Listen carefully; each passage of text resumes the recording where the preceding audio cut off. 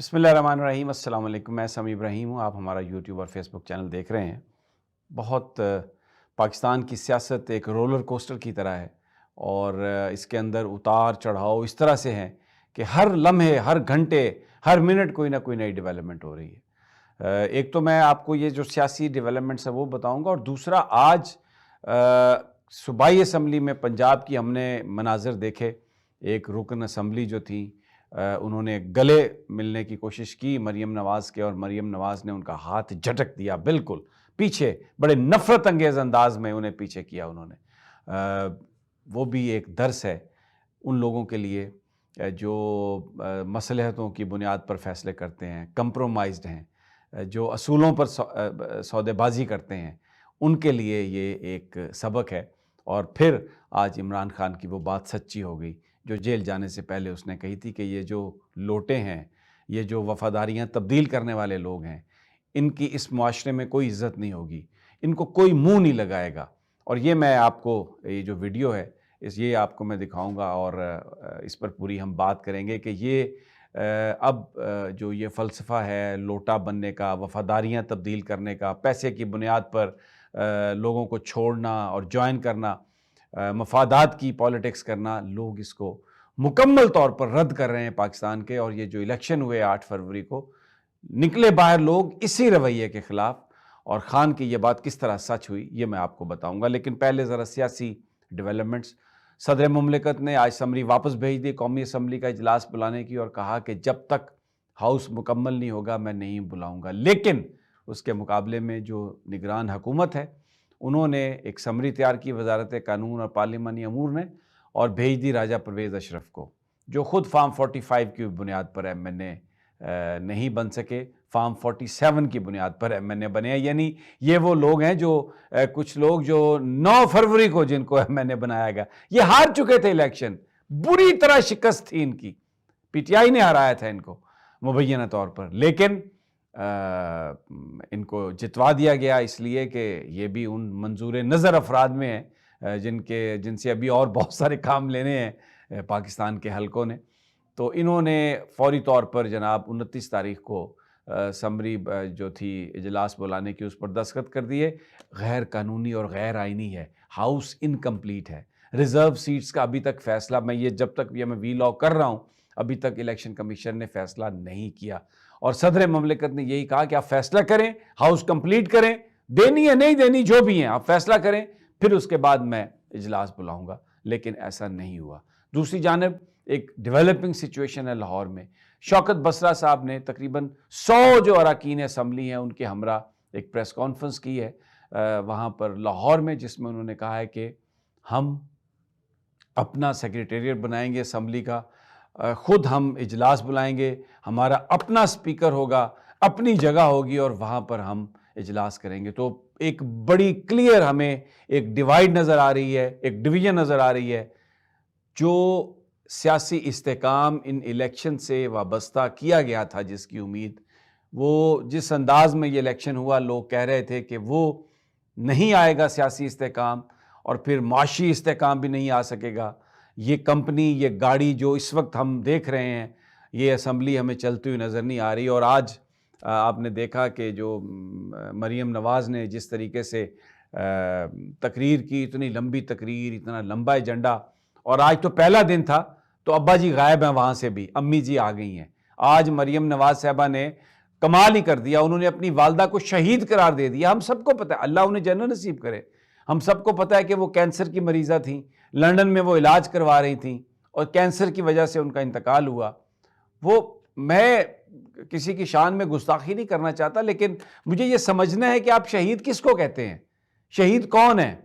ہر بڑے آدمی کے خاندان کا فرد، اسے ہم شہید کا درجہ دے سکتے ہیں کیا؟ ان کی مطلب کون سے محاذ پر لڑتی ہوئی وہ انہوں نے اللہ کو جان دی؟ اللہ انہیں، وہ اچھی خاتون تھی، اپنے شوہر کے ساتھ بہت لائل تھی، میں کو ان کے بارے میں برا نہیں کہہ رہا، لیکن میں یہ ڈسپیوٹ کر رہا ہوں کہ آپ اگر جھوٹی سچی جیسی بھی منتخب آپ ہوئی ہیں، وزیر اعلیٰ سلیکشن ہوئی ہے، فارم 47 کی پیداوار ہیں، جو کچھ بھی ہیں، تو آپ اپنی والدہ کو شہید کیسے قرار دے رہی ہیں؟ اور وہ جو سارے وہاں پر گونگے بہرے بیٹھے ہوئے ہیں، وہ مان رہے ہیں کہ ہاں جی ان کی اماں شہید تھیں۔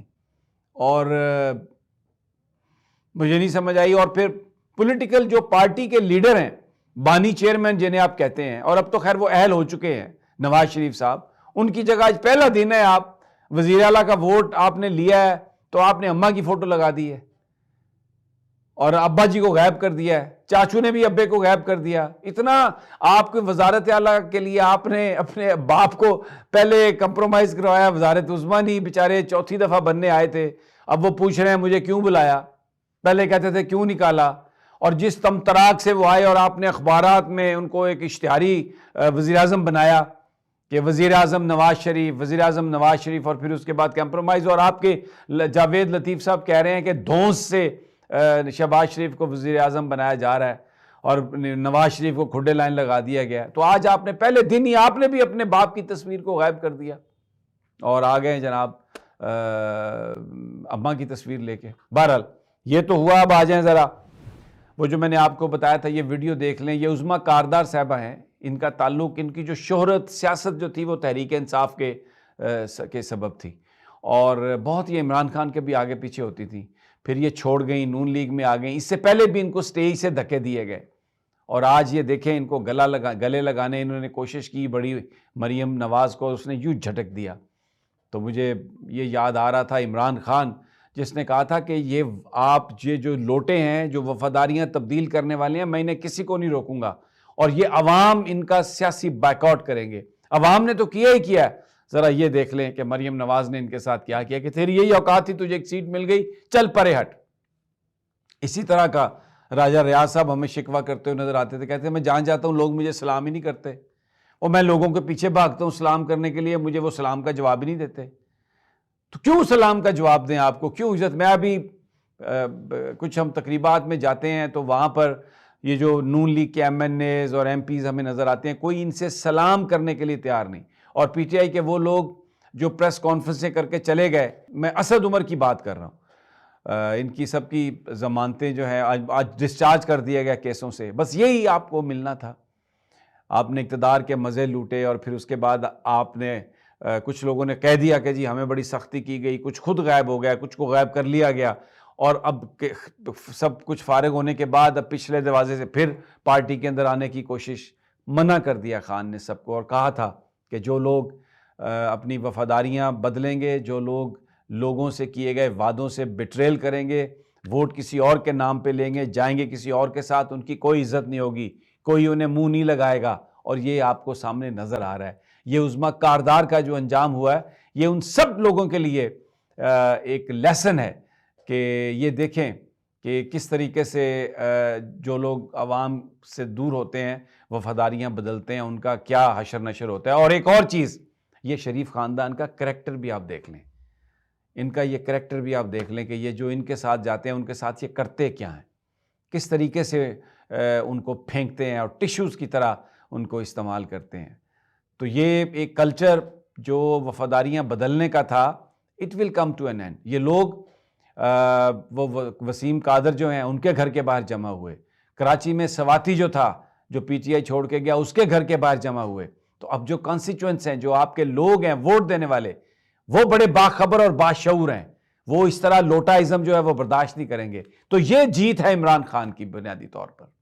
یہ وہ سوچ ہے جو عمران خان پاکستان کے لوگوں کو دینا چاہتا تھا کہ ہم کوئی غلام ہیں ان لوگوں کے، کوئی الیکٹیبلز نہیں ہے. ختم کر دیا الیکٹیبلز کی پولیٹکس کو عمران خان نے.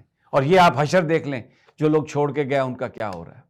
تو عمران خان جیل میں ہے، بند ہے ایک 11 فٹ بائی 9 فٹ کے سیل میں، وہاں سے بیٹھ کے پاکستان کی سیاست کو کنٹرول بھی کر رہا ہے، اور وہ چیزیں جس نے پاکستان کی سیاست میں دیمک لگائی، جیل میں بیٹھ کے ان کی کاٹ تراش کر رہا ہے، ان کو نکال رہا ہے اور لوگوں کو دکھا رہا ہے کہ کس طرح آپ نے نظریے کی خاطر کھڑا ہونا ہے. اور آج ہر پاکستانی کے منہ پر یہ بات ہے، ہم کوئی غلام ہیں؟ اللہ نے کے